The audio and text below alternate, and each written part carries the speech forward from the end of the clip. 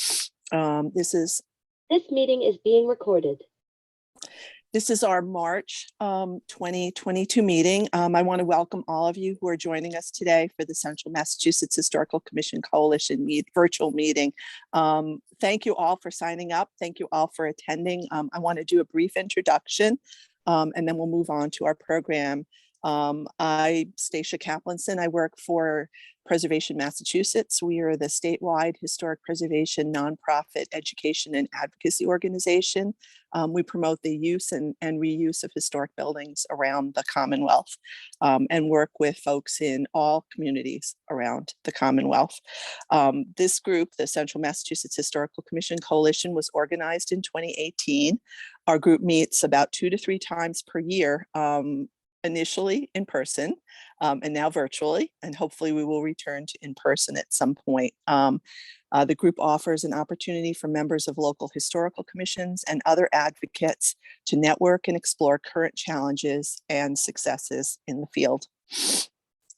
Our steering committee for this group is a partnership between the regional planning agencies here in Central Massachusetts, as well as the Massachusetts Historical Commission and Preservation Massachusetts.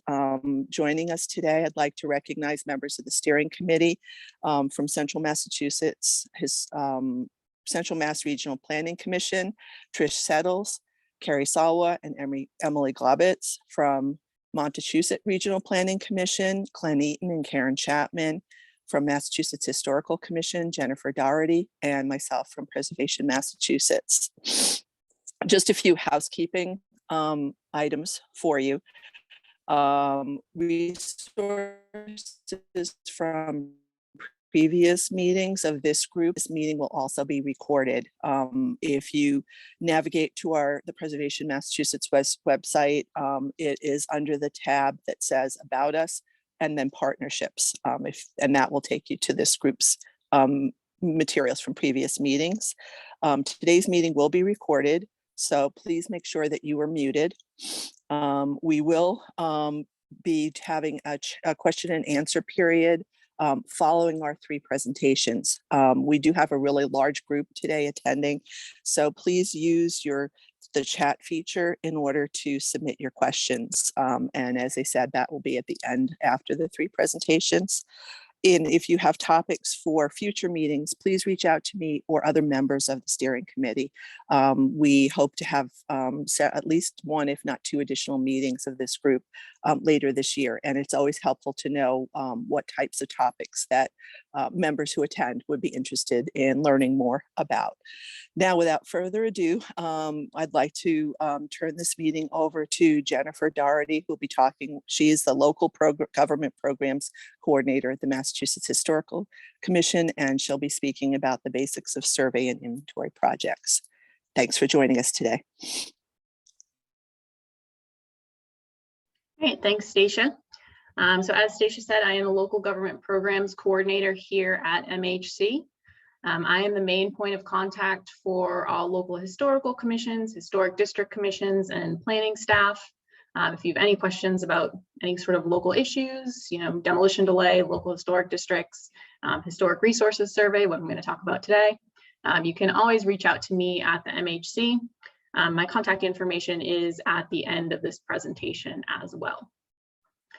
So today I'm going to be giving an overview of historic resources survey, what it is, why we do it, and what you should think about as you are looking to update your survey of historic resources, often what we call inventory forms here at the MHC and in Massachusetts. So to begin with, why do we document our historic resources? Well, it's really a way for your community to make your historic preservation efforts more proactive rather than just reactive. It provides you with a really solid base of information from which your community can then make important decisions and often difficult decisions about your historic resources. It can really help to raise awareness within your community of your historic resources, and it can also help to invite buy-in from the wider community outside of your historic preservationists. So proactive preservationists have three key tasks that they really have to undertake: identify, evaluate, and protect. Undertaking survey work helps you to accomplish those first two tasks, identify and evaluate, and then it can also help you decide how to undertake that third task of protect. Identifying your historic resources through this survey work really helps you to more fully understand the resources that are in your community that help to contribute to its sense of place and to tell its full history. Evaluating those resources shows you which ones have a higher level of significance and helps you to prioritize your protection efforts. Having a comprehensive survey and inventory, as well as a way that you use to identify your historic resources, is really the first key step before you move on to protecting your resources with things like local historic districts or National Register nominations. And these efforts to identify and evaluate your historic resources can also be helpful for situations beyond traditional historic preservation efforts. Knowing where your historic resources are and their significance can help your community to make more fully informed decisions about larger projects that may affect your historic resources. And being proactive with survey is really not just a good thing for your community. It's actually mandated by federal law as a task that should be undertaken by all the state historic preservation offices and their local communities. So this is a clip from the National Historic Preservation Act of 1966, which requires states to survey and inventory their historic resources, and then to evaluate them for significance in relation to the National Register. As stated here in this clip, this work is done in cooperation with you, the local communities, and municipalities. So to document historic resources in Massachusetts, the MHC maintains a series of what we call inventory forms. There are different forms for different kinds of historic resources, such as areas or neighborhoods, buildings, which you may be most familiar with as Form Bs, and objects such as statues.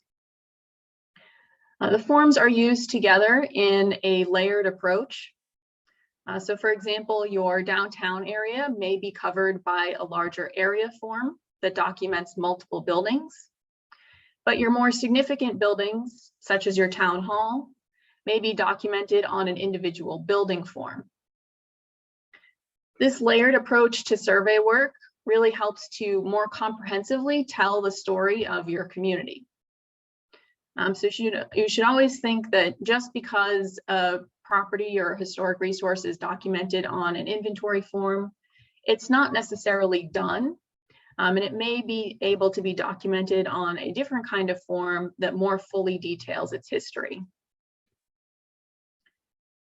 In the 1970s and 1980s, these forms were often prepared by local volunteers, but today they are often prepared by consultants that are familiar with researching these different kinds of resources. MHC is in the process of digitizing all of these inventory forms that we've received over the years.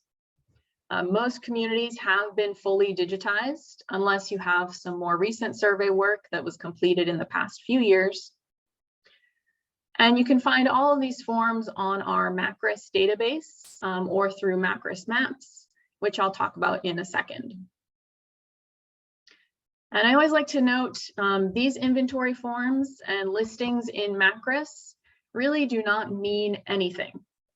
They do not create any kind of protections or obligations on their own. They are simply a way of assembling information about historic resources in an easy to access manner.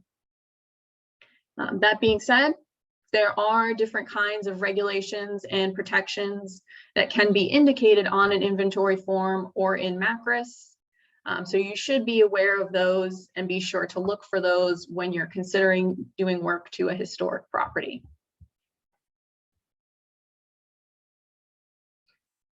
So forms that are digitized in Macris are available on Macris Maps as well, which is a really great way to get kind of a 30,000-foot view of the survey work that's been done in your community.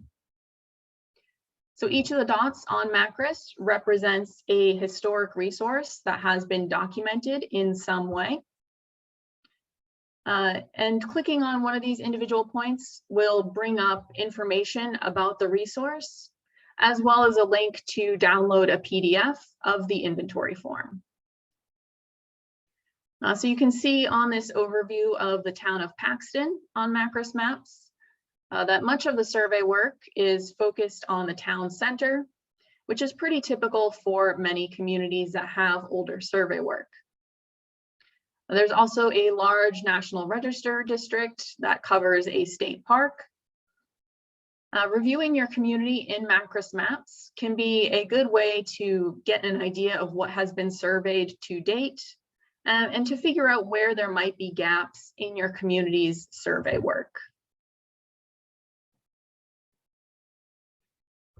So Macris itself is a searchable database of inventory forms, National Register nominations, and other forms of property documentation.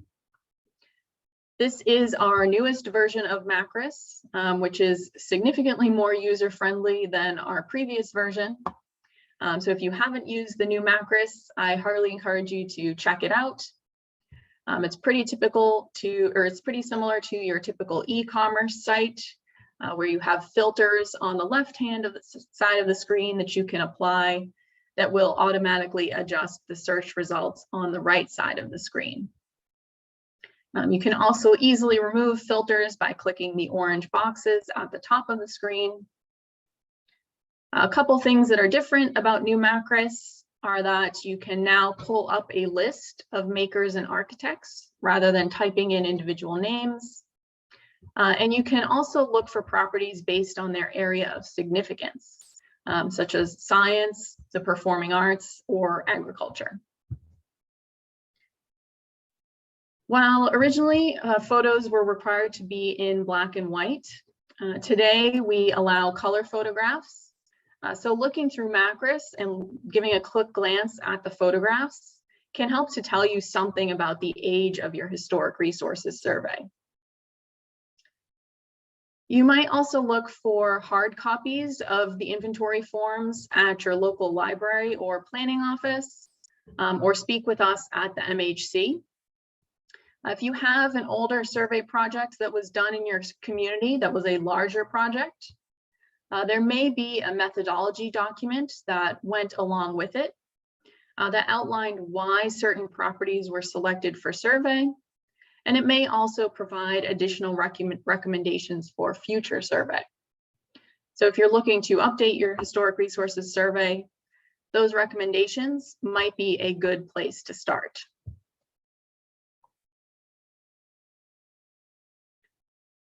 So looking a bit more closely at the inventory forms themselves, as I said, when this work was first begun in the 1970s or 1960s and 1970s, the forms were often completed by local volunteers, such as members of the Historical Commission or the Historical Society. Their research was really constrained to what was available locally at the library or the local Historical Society. And the forms themselves often tended to rely heavily on local lore or interviews with property owners, providing ownership information and stories that had been passed down through the different owners. So this clip is pretty typical of some of these early forms. It was prepared by a local Historical Society member.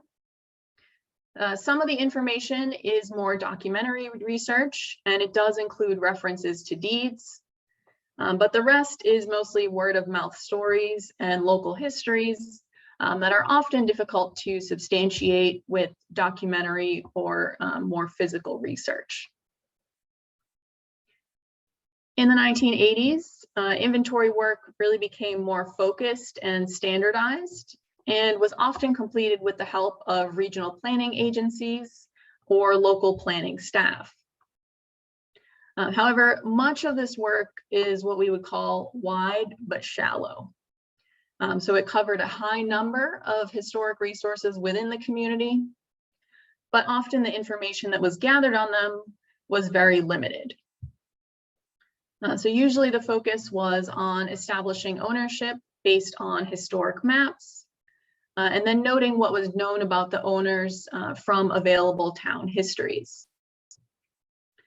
This work often led to the nomination of large National Register of Historic Places districts. And so today, many communities have at least one National Register district, usually covering their downtown area. That was the result of this early survey work.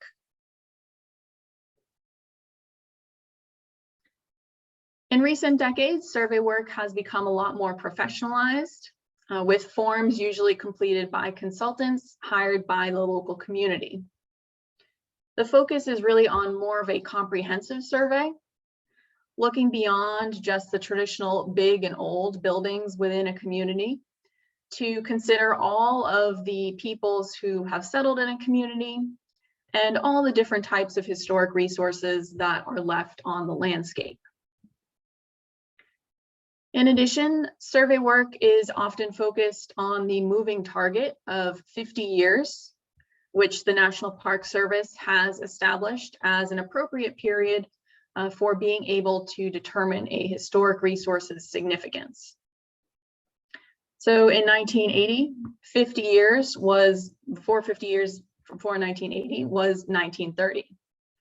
But 50 years before today is now 1972. So if you have some of that early survey work that was completed in the 1980s, you may actually be missing about 40 years worth of historic resources from the middle of the 20th century.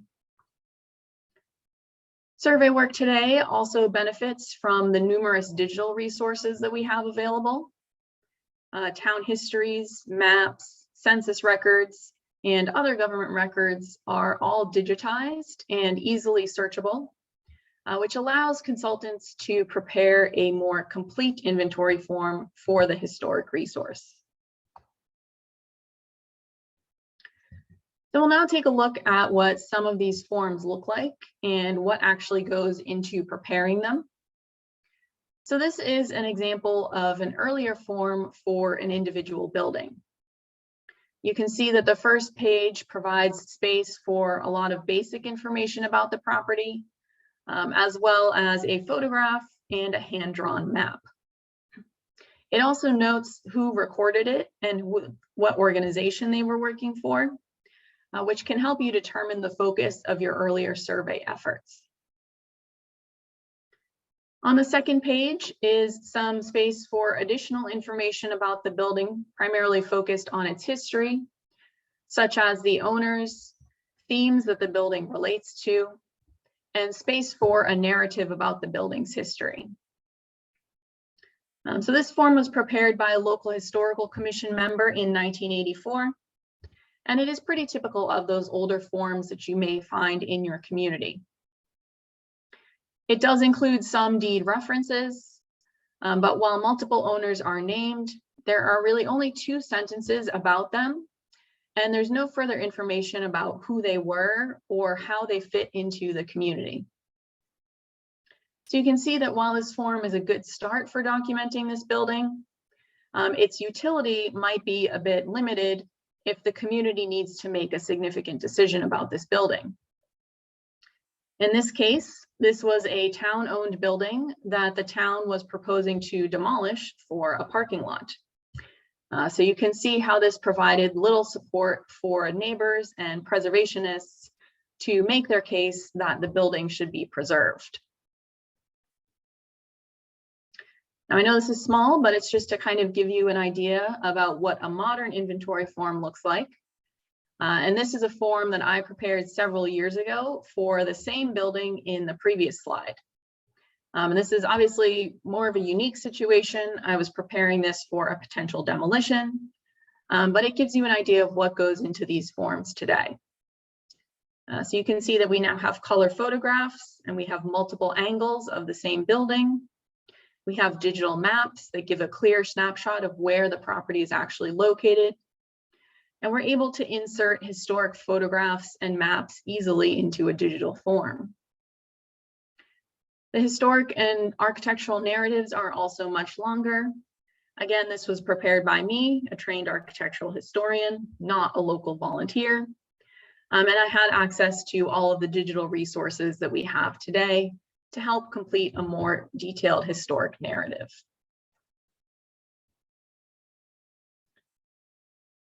So when you start to look more broadly at your community's historic resources survey, you should begin to develop a plan for regularly and comprehensively updating it. Fulfilling the key preservation goal of identify, this will provide that solid base from which all your other preservation work will grow.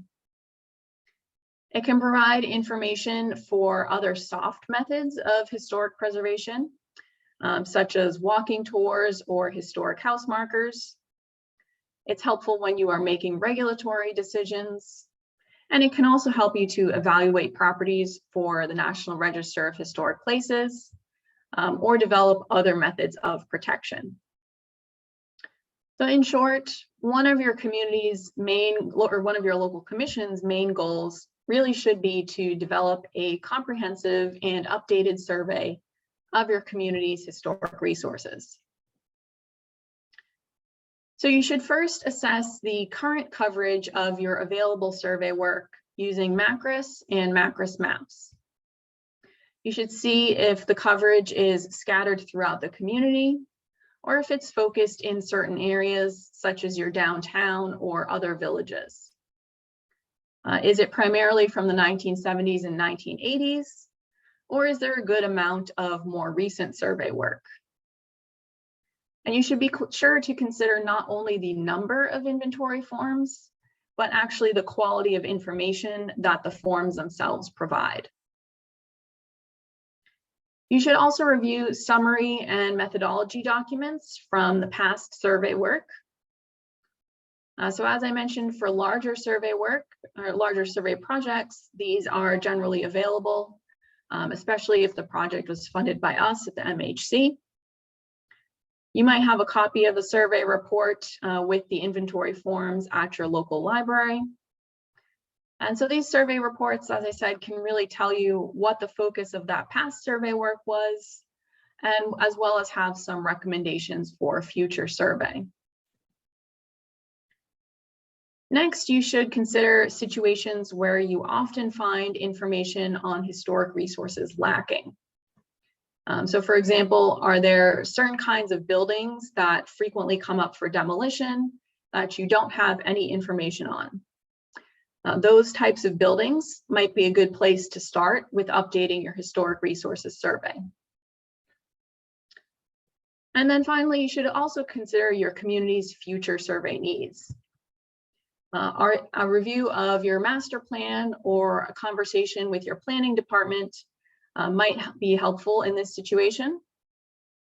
You want to consider the future forces that will impact your community and how these might affect your historic resources. So for example, if you still have a lot of open space with early farmhouses on it, but you are experiencing a lot of subdivision pressure, prioritizing survey on some of those early buildings and larger open spaces, as well as potential archaeological survey work, might help to make your community make some more better regulatory decisions that protect the character of your community. You should consider your survey and inventory work really a critical planning tool, not just a nice thing to do for historic preservation. It's really a way to help preserve and protect what is significant, unique, and important to your community.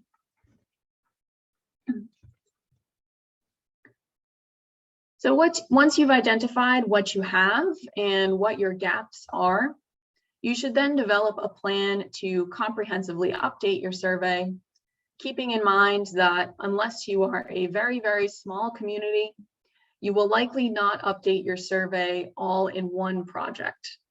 It would take several years and several phases to do an entire update of your survey. Additionally, the goal will not necessarily be to prepare an individual building form for every single building in town. Some areas of the community may best be documented through area forms or other methods of survey. For many communities, having a survey plan prepared by a consultant can be helpful at this point, but you can also work on developing your own survey plan. Survey plans outline the current coverage of survey work in the community and highlight where the gaps are. The plan then outlines how the community can move forward with addressing the gaps and breaks the survey work up into smaller projects, often targeted towards the framework of the MHC's Survey and Planning Grant Program. There are several different methodologies that you can choose when considering how to do your survey work. And you should really consider what best fits the community's historic resources and your inventory's needs. The three most common ways or common methodologies are age, area, and a thematic survey. So with age, the community seeks to document all or most of their historic resources constructed before a certain date, often before a major period of growth in the community or covering particularly early resources. Communities may also choose to divide the town into different areas or neighborhoods and survey each one very thoroughly before moving on to the next area. And then finally, you might consider a thematic survey that focuses on certain kinds of resources, such as the two surveys I showed earlier, which was a survey of Royal Barry Wills houses in the town of Linfield, or a survey of Portuguese, Azorean, and Cape Verdean resources in the town of Marion. So finally, you will need to find some funding for your work, which is always the tricky part. As you do, if you do plan to hire a consultant, you should be sure to prioritize larger projects. It's often more cost effective for the consultant to get to know the community and then complete a higher number of inventory forms rather than to do just 5 or 10 forms at a time. For funding, you can of course go directly to the source, to your town meeting or city council, and ask them for a budget appropriation.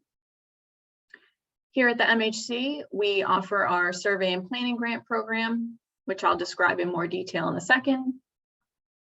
And then many communities with CPA funds will often use those for survey and inventory work.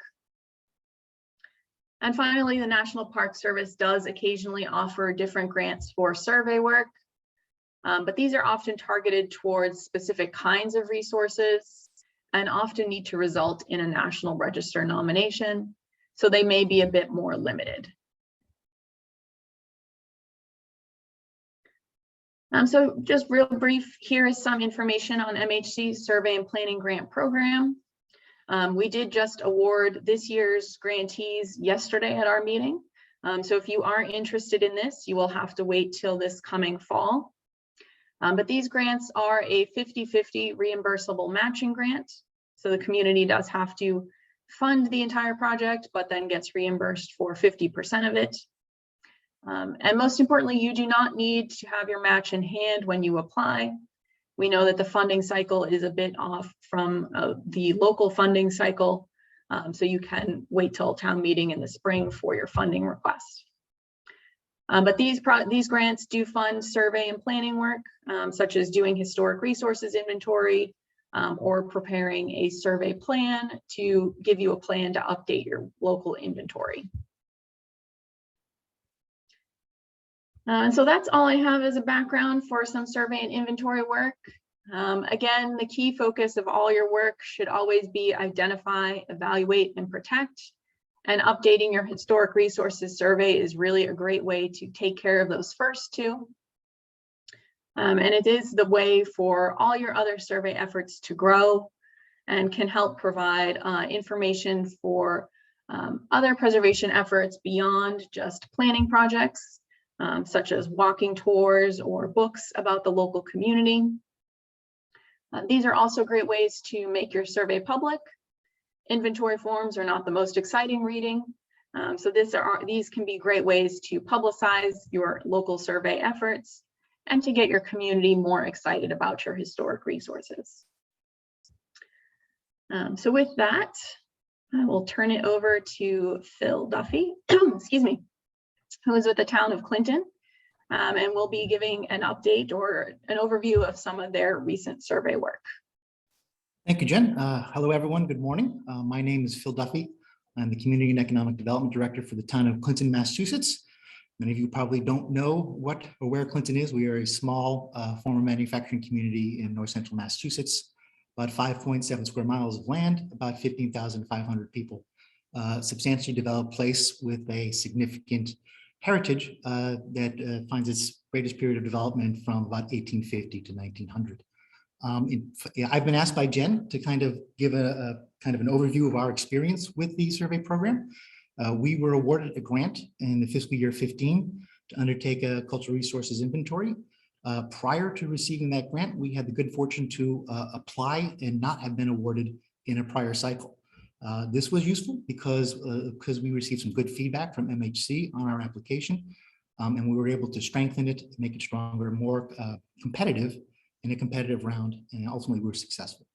But what we did during that year between our first application and our second application, we effectively did more in terms of community support for the project. We reached out to the Board of Selectmen, had multiple meetings with the Historical Society, and with the which is a private historical society, and with our local historic commission to kind of elucidate our reasons and our motives for undertaking this and try to demonstrate a value proposition to the people who would ultimately provide our match.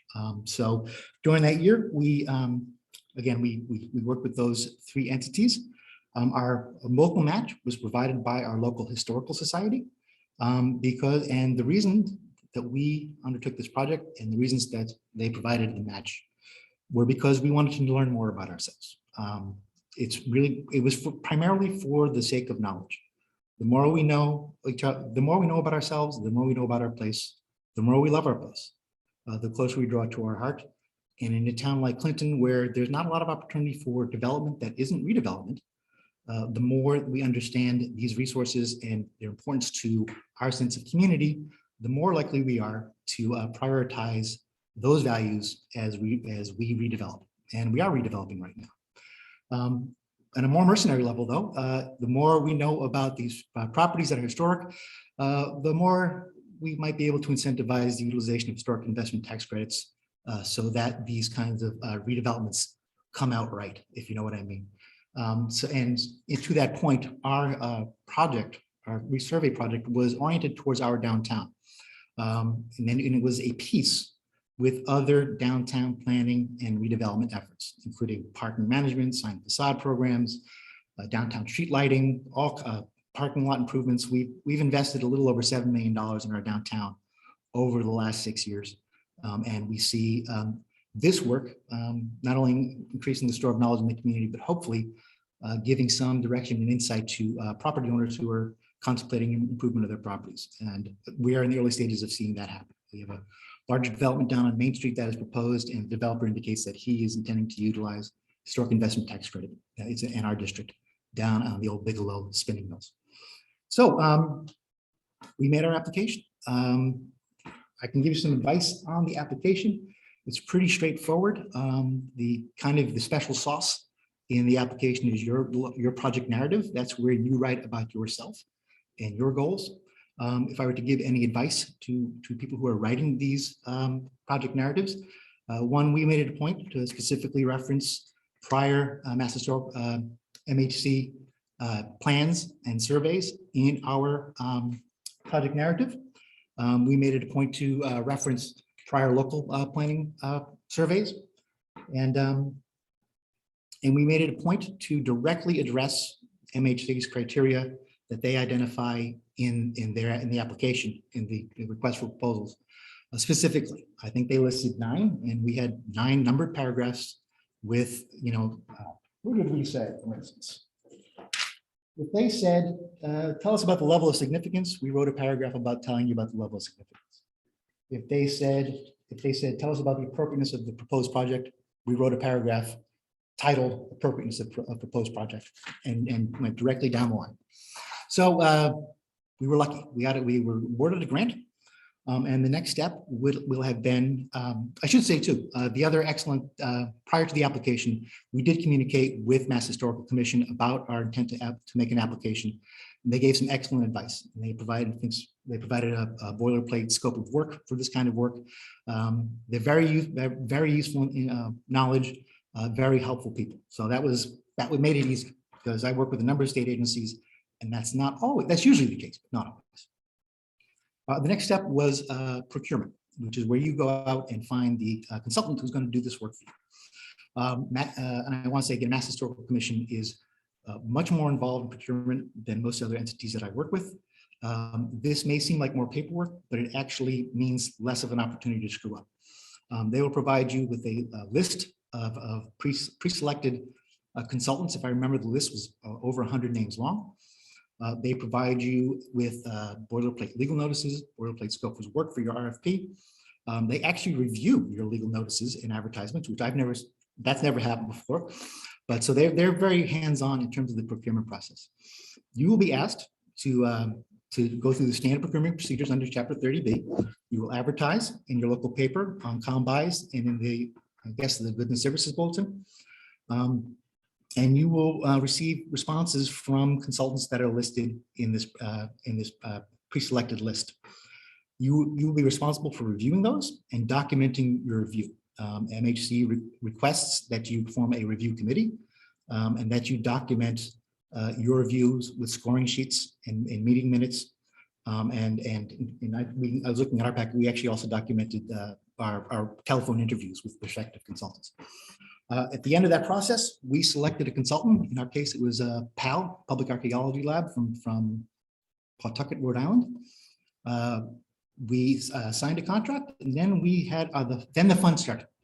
We had our kickoff meeting. In our case, it was with Michael Steinitz and Peter Stott at Mass Historical Commission. We went over with them and our consultants. We reviewed Clinton's prior survey documents. We reviewed our application and kind of our goals and intents in terms of downtown. They provided enormously useful direction. In fact, they provide the direction, I think, pretty much. They evaluated which existing surveys were okay, which needed to be tightened up. And we talked about the extent of work within the scope. We had, our project was $24,000. At the time, the going rate was about $2,200 a sheet, I guess. So we were looking to do 120 buildings. We ended up doing 8 area forms, 16 building forms, 1 structure form, and 1 landscape form. So once working with MHC to establish parameters, it was our responsibility to put our consultants in touch with local resources, our local historical society, which in our instance has a real treasure trove of photographs and documentation. We put them in touch with our local historical commission, obviously. We did a walkthrough, an extended walkthrough through the target area, and then we let them do their thing. And the work was proceeded in 4 phases. The first phase was culminated in that kickoff meeting. Second phase was undertaken by the consultants, and they prepared a list, just a data set of potential properties for inclusion, and they provided mapping of those properties. And then we went back to MHC and reviewed, and based on their input and ours, phase 3 began, and that is where the heavy lifting is done, where most of the research is done. And the survey sheets, the survey forms, something between the early ones that Jen showed you and the exhaustive Westboro one that she showed you were produced. And I like to dissent from Jen for 1 second. She said that reading form sheets is not always exciting. I respectfully disagree. It's always exciting. So we produced, again, documentation. I think about 136 buildings in the end, 136 properties, captured in 8 area forms, a number of Form Bs, one Form F for structures, and one Form H for a landscape. And that information was submitted to the town and simultaneously to MHC.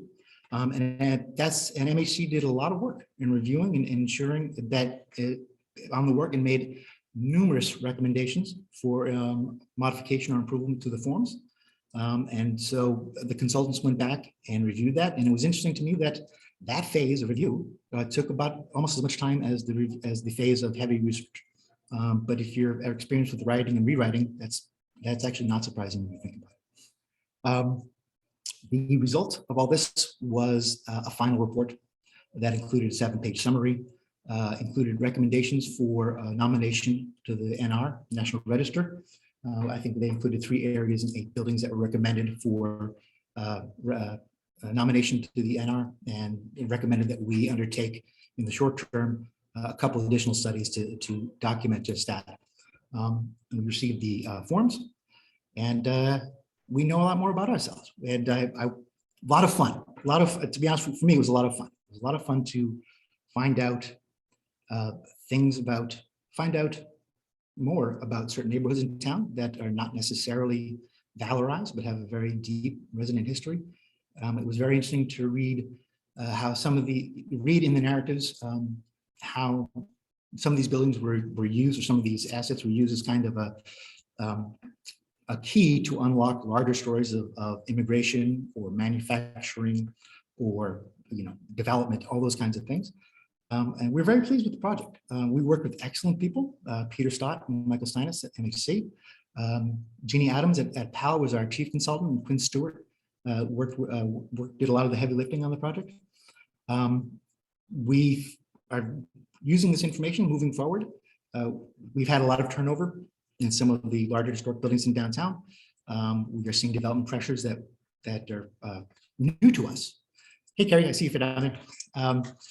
And we hope that this information will be operative, that it not only augments the sense of pride that we all have for the landscape that we inherited, but that it will be operative and functional in moving certain kinds of redevelopment in the right direction. So that's all I got. And I apologize if I talk fast.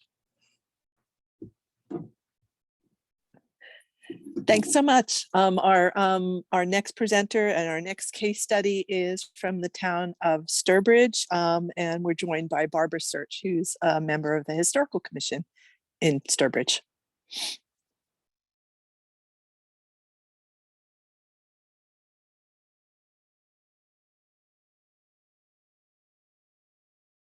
Oh, Barbara, you're on mute.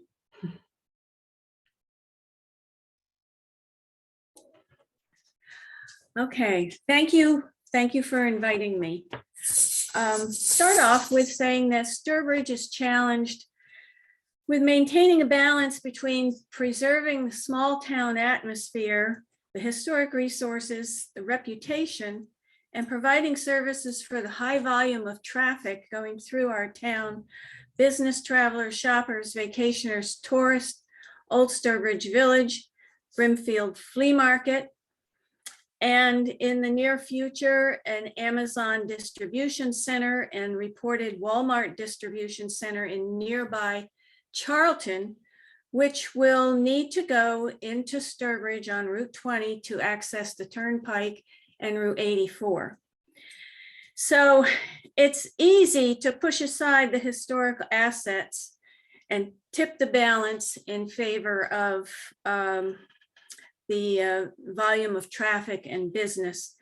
Sturbridge Historical Commission recognized this challenge and seeks to make the community aware of the cultural and economic benefits of preserving local history. We are a town, a small town of under 10,000 people. In the summer, I'm told it jumps by about 5,000 with people who have lake houses on our various lakes. So When Sturbridge began this project, the most recent survey had been completed in the 1970s, as were many others, and volunteers on the commission conducted the survey because professionals were not typically hired. And they filled out the inventory forms for buildings and structures. It was an ambitious project for volunteers requiring knowledge of architectural styles and finding historic information of past owners and uses of the building. I think they did a great job. And also, as was mentioned, there was several recalled, handed down, and personal histories on the inventory sheets, which I found to be precious. The Sturbridge Historical Commission decided it was important to fill in some of the gaps, update and expand the current survey from the 1970s. The new survey would concentrate on pre-20th century buildings outside of the town center that reflected farm life and industrial development in Sturbridge. This survey would include a sampling of farms, lake camps, hotels, motels, mill housing, and other pre-20th century and 20th century buildings off the main roads of Sturbridge and Fiskdale, which is another community in Sturbridge on Route 20. And besides the common, that's probably the most obvious part of Sturbridge, which is actually called Fiskdale. It would include suggestions for the National Register and define any historical areas within the survey. Once the goals were determined, the next step was to find funding to pay professionals to conduct the survey. The Historical Commission had regrouped in December of 2015, which meant we missed the deadline for the Mass Historical Survey and Planning Matching Grant. We also had to get our act together so our request for money would be ready to go on the warrant for the next annual town meeting. This meant we had to have approval from the Board of Selectmen and the Finance Committee.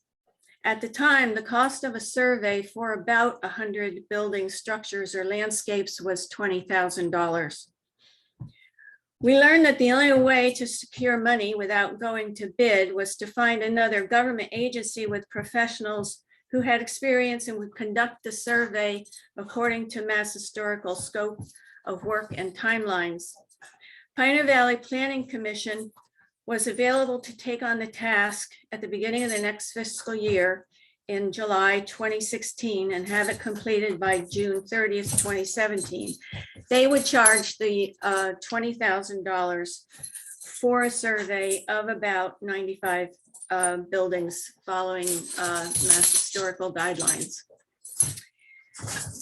In this case, because we were not going out to bid and we knew the vendor would, who the vendor would be, we were ready to find a source for funding before FinCom and Board of Selection with the project. Fortunately, Sturbridge has a community preservation committee and with a mandate to spend 10% of their money on historic preservation. The CPC approved the $20,000 to conduct this survey, which was a big boost because the money was already in the fund and targeted for historic preservation. Okay, I see I have my hand raised. Okay, all right. The next steps came in succession. FinCom approved the project, the Board of Selectmen approved it, and it was included in the annual town meeting warrant as a CPC article. People in town meeting approved the article for $20,000.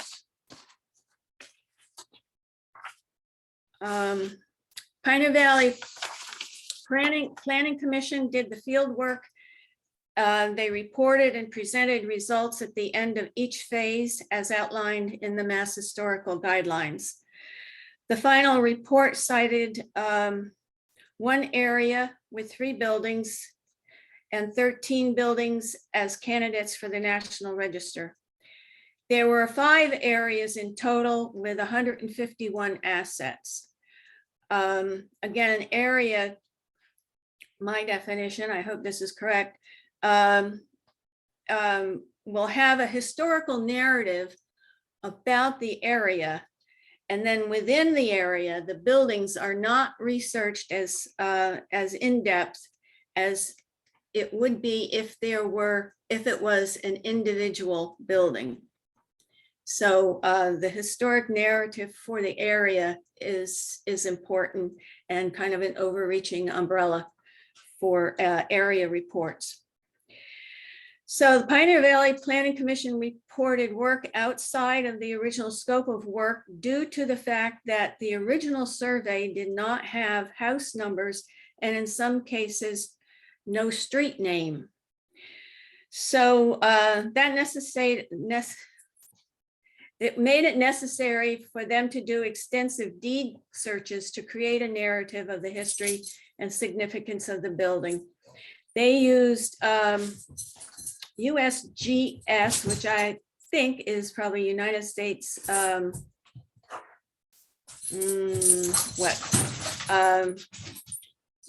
Geographical Survey. Maybe somebody can confirm that for me. Telegraphic quadrants. They used Oliver, which is a Mass GIS online mapping tool, and other primary and secondary sources. Recommendations for further study or actions cited by Pioneer Valley highlighted the need to bolster historic archives using information from other local and state collections from Old Sturbridge Village and land preservation groups in the area. To identify boundaries for the Fiskdale area and investigate the feasibility of a district or creating an individual building National Register nomination. Also to consider creating architectural conservation districts for areas where there is a desire to maintain distinctive characteristics of a neighborhood or streetscape.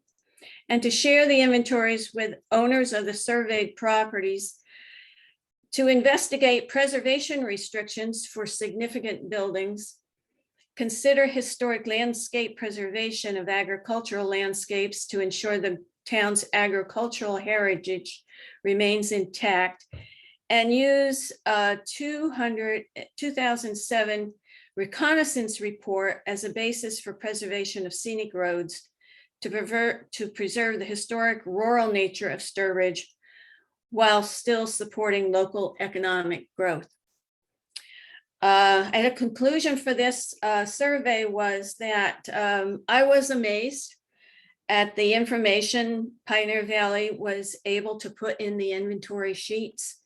And while I loved reading the description and historical narratives, I was impressed by the extensive bibliographies in the reports. And to my mind and to the Historical Commission, the survey was a success. The inventories were sent to a Mass Historical and entered into Macris, and they're also on the town website under the Historical Commission. So they are there for anyone to see. Pioneer Valley worked quite independently once the project began. However, I knew if I had any questions, I could email or call them, and they were friendly, professional, and likewise, if they had questions, they contacted me and I responded as I could. The Historical Commission did not have direct interaction with the Mass Historical during this time regarding Pioneer Valley's project. However, we were in touch with Mass Historical because we were working at the same time on obtaining a matching grant from Mass Historical.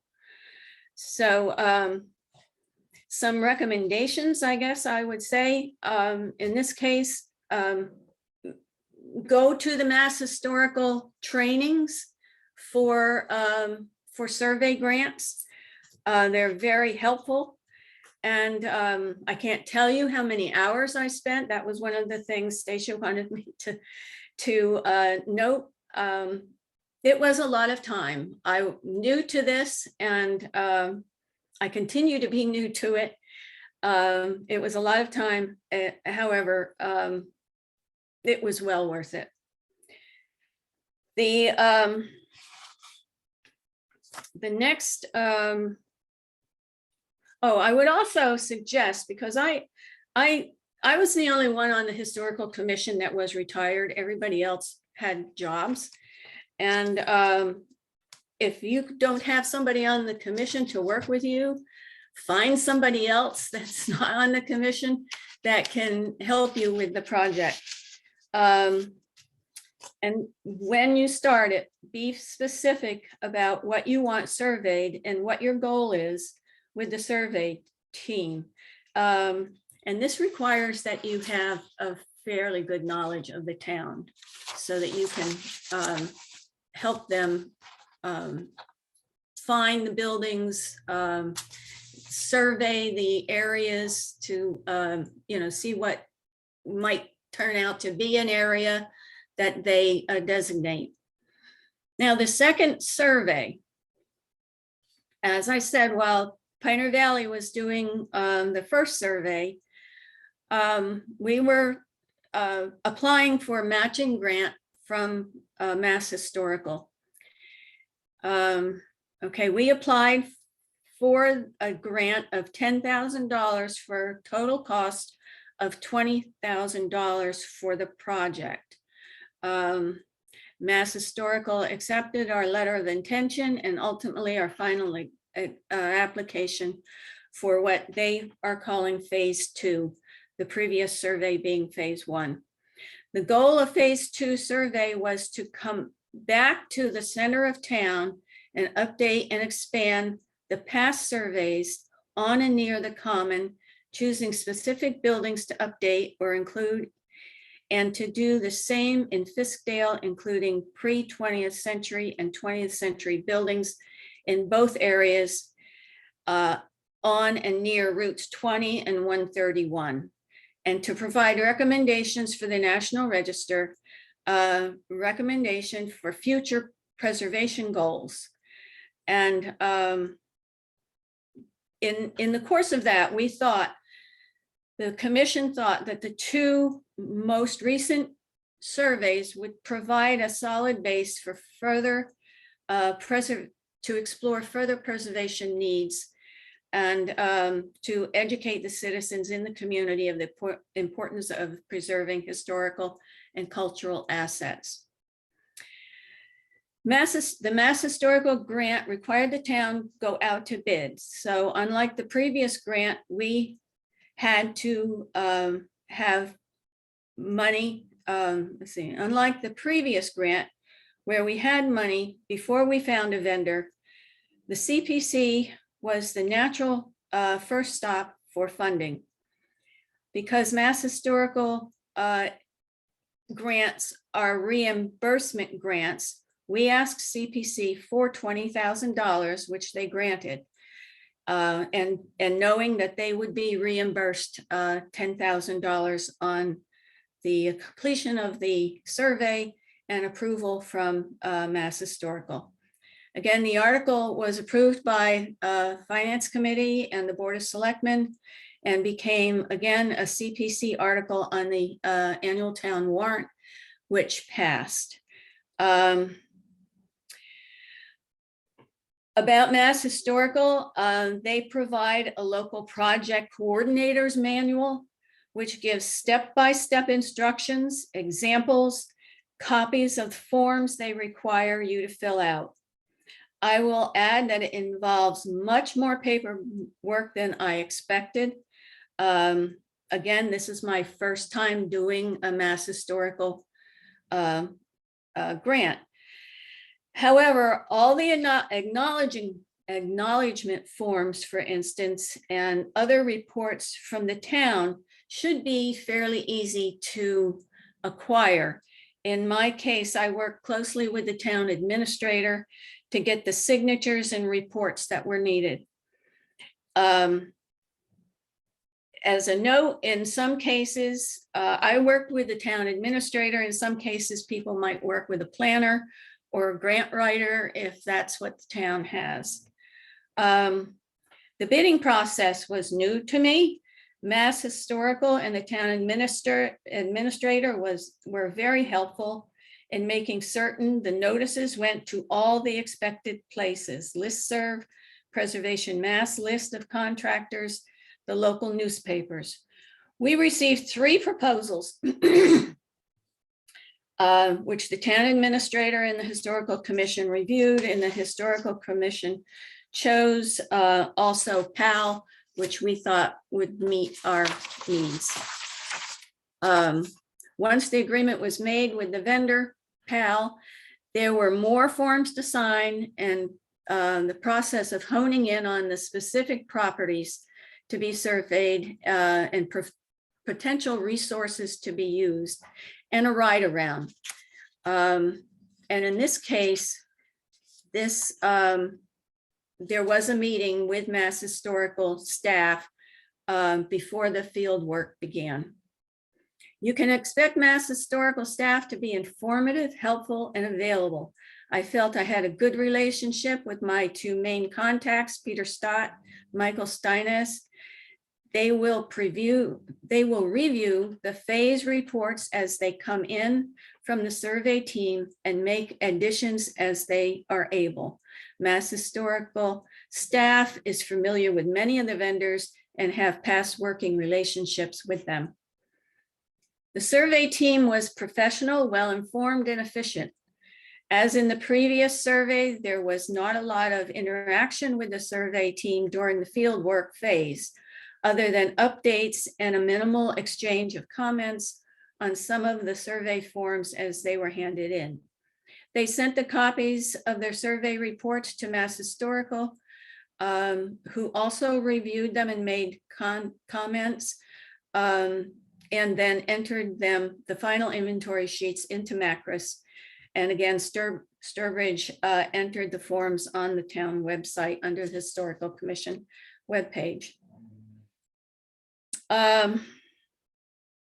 As an example of where the survey team went for resources, they went into state archives, they went into our library, the old Sturbridge Village Research Library, historic maps and atlases, city directors, US Censuses, Ancestry.com, Worcester County Registry of Deeds, records and town histories. So they completed an inventory of 134 properties, including 3 areas and 1 park and 1 landscape. And remember that some of these properties were in areas, so they were not extensive inventory forms because they were included in the areas. And 11 properties were recommended for further research for the National Register. The survey team recommendations were to further document the National Register candidates and have a comprehensive update of the 1977 historic district to possibly expand the area and with updates in buildings and districts. To study the mid-20th century automobile tourist culture that impacted Sturbridge on Route 20 in conjunction with the establishment of Old Sturbridge Village, which was, I thought, a not common recommendation from a survey team, but because Sturbridge Village, Old Sturbridge Village, had a dynamic impact on Sturbridge, they felt, and I agree, that that would be an interesting route to take. Again, I was amazed at the amount of information that was on forms. Mass Historical was extremely helpful. It was helpful to me to have somebody on the ground like the town administrator. By comparison, the Mass Historical grant was much more work for the local project coordinator and then the first survey that was done without a grant. Mass Historical reviews the inventory forms as they receive them, as I mentioned, and make comments on to the survey team. Some of my recommendations: make friends with the town hall staff. They can be very helpful. Make certain all the paperwork for Mass Historical asks is delivered on time. They have deadlines also. Don't wait until the last minute for anything. Go to the trainings and study the local project director's guide. Be clear of your goals and be as specific as possible, and don't be afraid to ask for help. A summary: it is totally worth the time and expense to have these surveys done. They verify the importance of the buildings in the community to the culture and economy of the community, develop respect for local history, encourage maintenance and preservation of historic buildings, structures, and landscapes. And surveys allow the town to move forward with other preservation projects, and they discourage demolition of valuable historic assets. As a result of the survey, Sturbridge presented plaques to all the owners of the buildings that were recommended for the National Register. In the time of COVID, the owners were invited to a virtual Board of Selectmen meeting where their addresses and historic names of the buildings were announced. A plaque and a copy of their inventory sheet was delivered to each owner. The Historical Commission also presented the Sturbridge historian, the Sturbridge historian quotes Bob Briere with a plaque celebrating his lifelong interest in Sturbridge history and the fact that he founded the Historical Society in Sturbridge. Plaque was also presented to the owners of the public house for deciding to move a century-old barn to another location on their property. The public house wanted to build a new hotel facing the common where the barn stood. The Historical Commission put a demo delay on the barn, and then the public house generously offered to move the barn rather than destroy it. So I include on the photo here, this was the cover page from Pioneer Valley Planning Commission. It includes the Jonathan Curtis House, 1804 at the top. To the right, the Podunk Road barn built prior to 1898. Below that, the Otis block in Sturbridge, a beautiful building, 1874 to 1880. The barn on the bottom is the McGilpin Road main barn of the John Smith House. That barn has been restored. The owners took the building down board by board, numbered it, and put it back up. And the last building in the center is the Allen Farm, dated late 1700s. Jen, do you have any of the other photos? Okay, this is the barn that the public house moved that faced the common.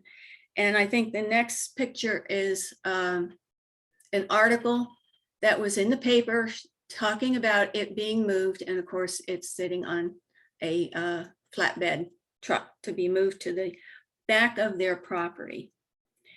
The next is a picture of the awards, the plaques that were presented. they were done on Corian, which made them affordable, that we could do all 29 of them. I think they came out very nice. And so that's an example of that. The next, as an idea of how far back these survey teams can go and what they can find. This is the Lucas Snell House dated 1857 to 1870. The next one on Snell Street is the William White House. And the last one is the Snell Manufacturing Building. And this was the original one burned. And this one is dated 1892. The original one, this one burned in 1912, but was immediately rebuilt. And if you go down Route 20 in Fiskdale, you may recognize especially the flat roof building that faces the street. So that is my report. Thank you for allowing me to tell this story. And I hope you found this information helpful. Well, thank you to all three of our presenters. We really appreciate you sharing your information and your knowledge with our group. We do have time for a few questions, and I know that there are a number of questions in the chat. Emily, can you help me with making sure that we get most of the questions answered? Of course. Yep. Thank you. Yeah, I can just start reading the questions if that helps. Go ahead. Yep. Sure. So we've got a couple questions from Michael. I think the first few are directed towards Jen's presentation, but if any of the presenters want to pitch in. So the first ones, should the MACRIS database be used / relied upon to document historic sites? I guess I'm not sure what this question is asking. So MACRIS is really just a database, you know, like it's a repository for information. And it's how we, the MHC, the State Historic Preservation Office, document historic resources in Massachusetts. You know, we produce the inventory forms that consultants or local communities complete, and then we add them to MACRIS, and that's, you know, where we store that information. So if you're looking for information on your community's historic resources, that's certainly the place to look. And I guess I'm not really sure what the question's getting at in terms of, you know, rely upon MACRIS to document. I think it's I think it's probably related to the fact that something isn't necessarily listed in MACRIS does or does not indicate historical significance. That there are many buildings that are historically significant that are not in MACRIS because an inventory form has not been completed and submitted. Yeah, and that's a very good point. You know, we only know what's in MACRIS. So if your community hasn't documented things before, it's not going to be in MACRIS, and you know, in a sense, we don't know that it exists. There are a few communities in the state that have done no survey. You know, there's at least one that I know of that has one inventory form for the entire community. So, you know, ideally, yes, you would be sending us information that we could then add to MACRIS to increase, you know, the state's knowledge of the historic resources that we have. Great. All right, we'll move on to the next question. From Mike, where do we find these consultants and what do they typically cost? So there's a couple ways. The first is Preservation Massachusetts maintains a consultant directory. I will note that that is paid, so individuals do need to pay to have themselves included in the directory. So you should always do due diligence when you're, you know, considering hiring someone out of that directory. It's not an endorsement from Preservation Massachusetts that that person is in the directory. It's just that they paid to be in there. The second option is to send a notice out on the Mass Hist Pres listserv, which I hope folks are all familiar with. That's a statewide email listserv of historic preservationists, consultants, local commission members, contractors, folks interested in historic preservation in Massachusetts. And so that's a really great way to reach people because some people don't advertise in the Preservation Mass directory, but still do work. And so they'll be on the listserv and you can reach them through there. So those are sort of the two best ways to reach people: Preservation Mass directory, Mass Hist Pres listserv. And then in terms of cost, so I will say for us at MHC, our survey and planning grant projects that we were talking about, our minimum cost is $25,000 total project cost. So again, the community does have to pay half of that. So you would be paying $12,500. But we have been increasing the cost just because the costs are increasing. And obviously, if you have a larger project, a consultant is more interested in it because it's a higher paying project. It's a little more cost efficient for them to do a larger number of forms at a time. So while 25,000 is our minimum, this year we've been moving up to 30, 35,000, and we actually even have a couple $40,000 total project costs. If you're not doing a survey and planning grant, you can make the project be whatever you want it to cost. Again, it's more cost efficient for consultants to do a larger number of forms, but if you are only doing a smaller number of forms, that's certainly up to you. We have rough numbers that we can give you in terms of, $25,000 equals X number of forms. But as Barbara noted, it can vary. If you're doing an area form, you're not documenting the buildings as thoroughly, so you can document more resources that way.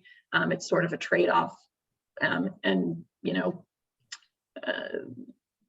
I can't think of the word I'm thinking of, but it's sort of a trade-off about how you want to document the historic resources and working with the consultant to figure out what that number is. And there was just a follow-up question. Chelsea asked, how does one get on the listserv that you mentioned, Jen?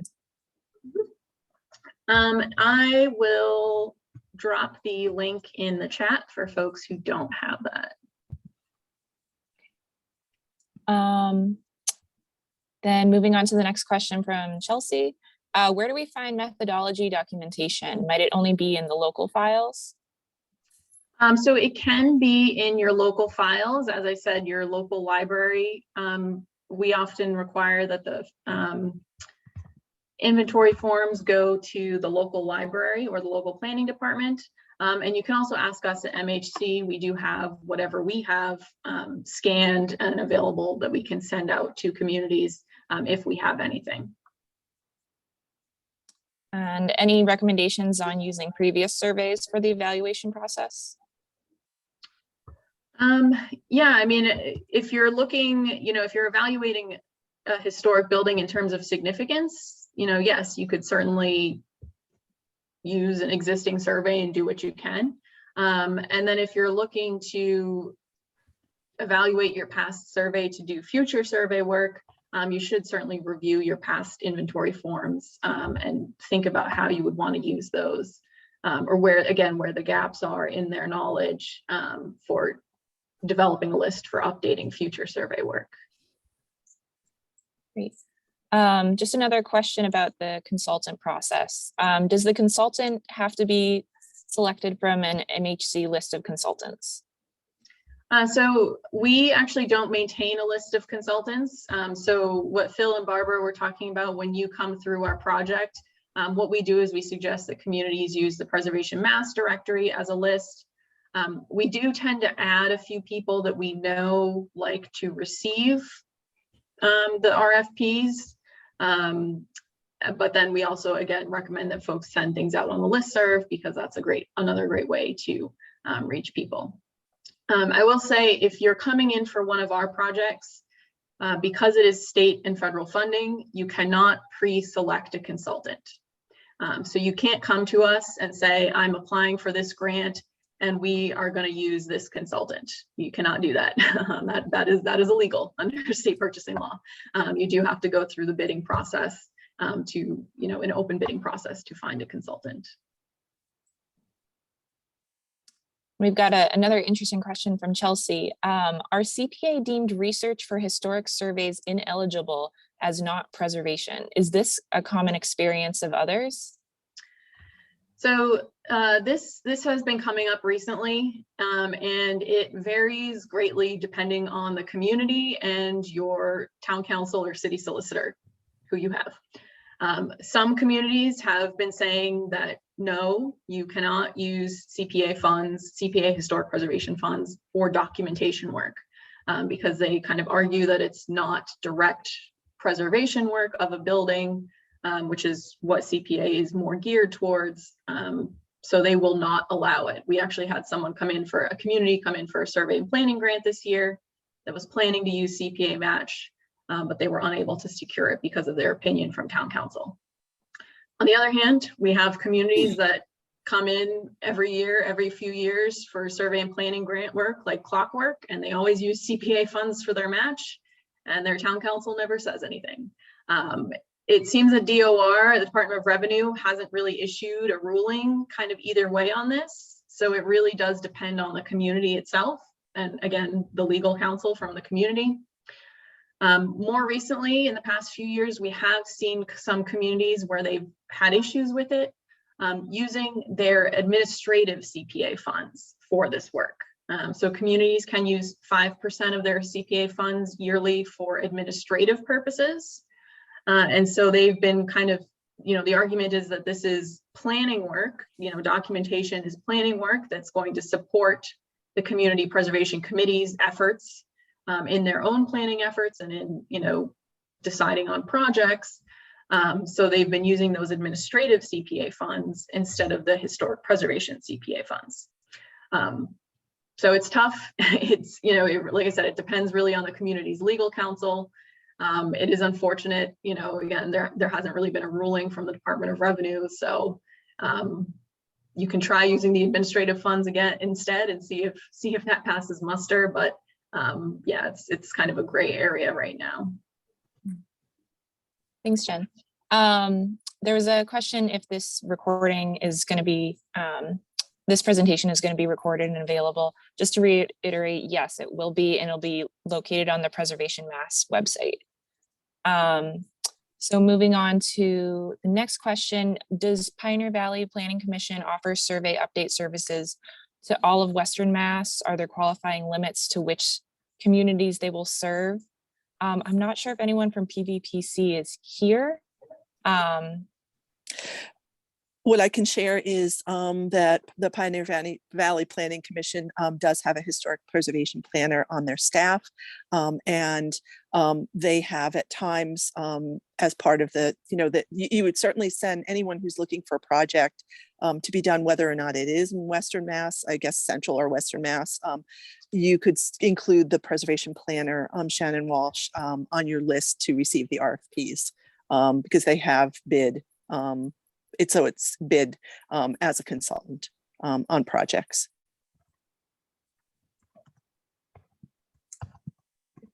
Next question from Seth.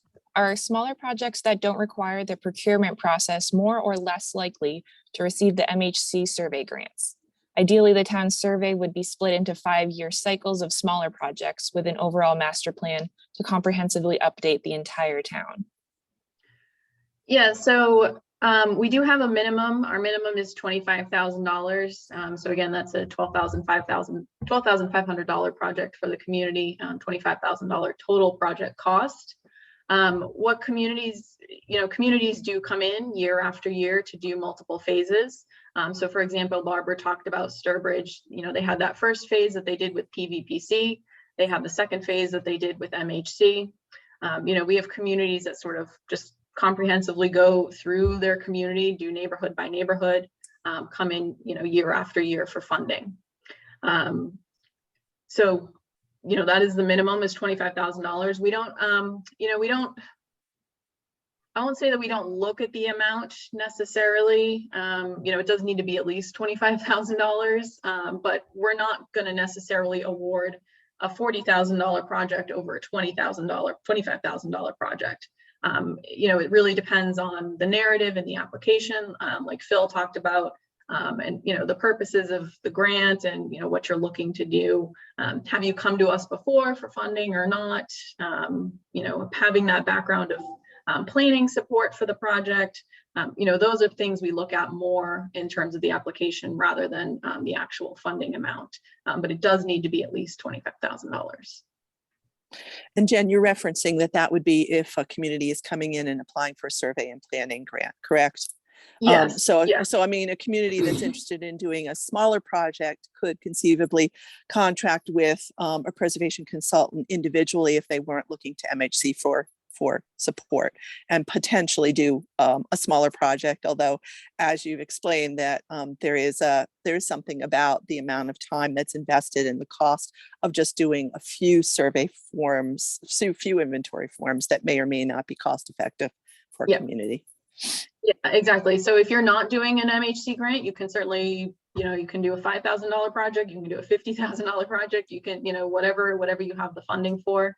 But yes, as Stacia mentioned, if you're a consultant and you're coming into a community that you have no knowledge of, it's a lot to familiarize yourself with the history, the historic resources, the information that's available about the community. So it's a lot more cost effective to do 100 forms than it is to just do 10 forms. It just is. If you're planning to do, multiple small projects over a series of years that you can kind of guarantee, you obviously can't guarantee your budget, but that you're going to have a relationship with a consultant, that might be okay for them. But generally folks will look for a larger project.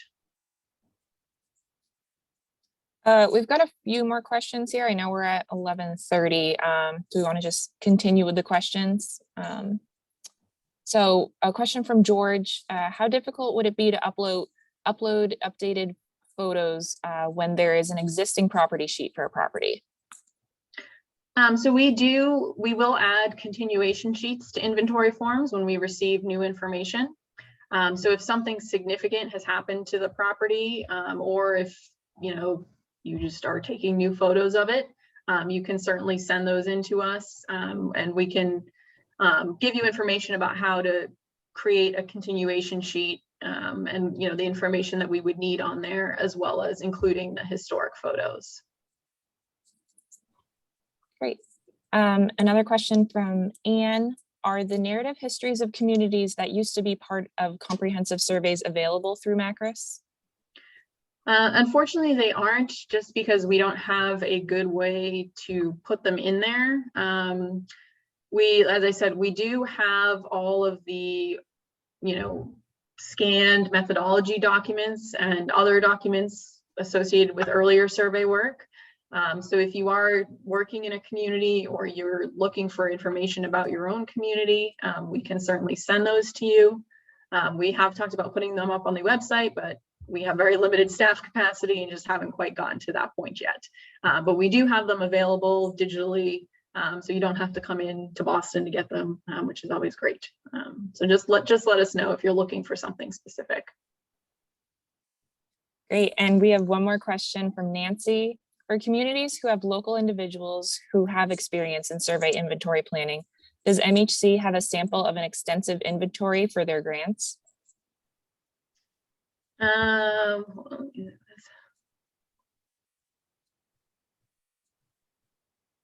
guess, so do you mean like what an entire project was? We can describe different kinds of projects that were completed, and we do have our technical guidelines in terms of completing the forms. Do you mean like a sample inventory form? I mean, you can look up sample inventory forms on MACRIS, certainly.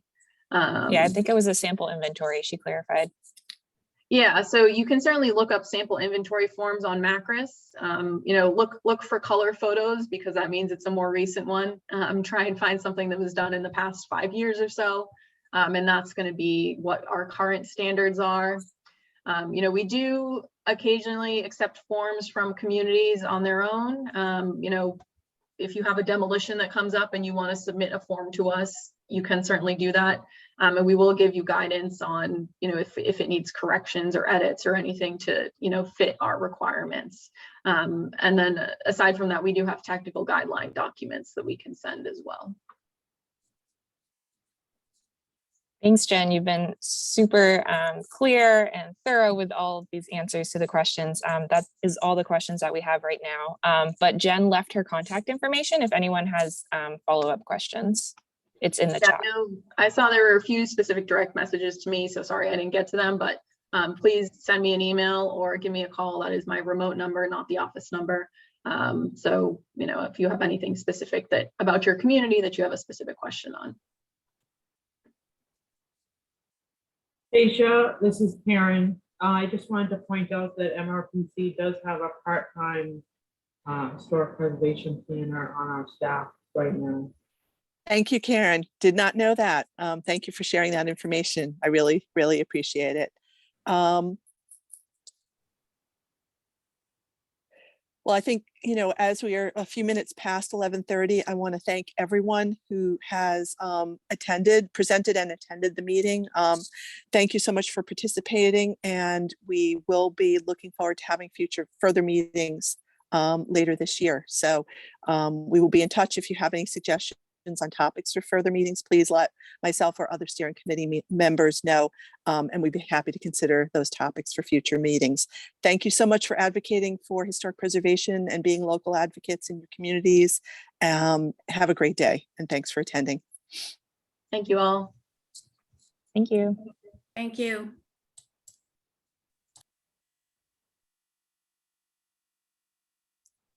No, Sherry, you got to stop the recording.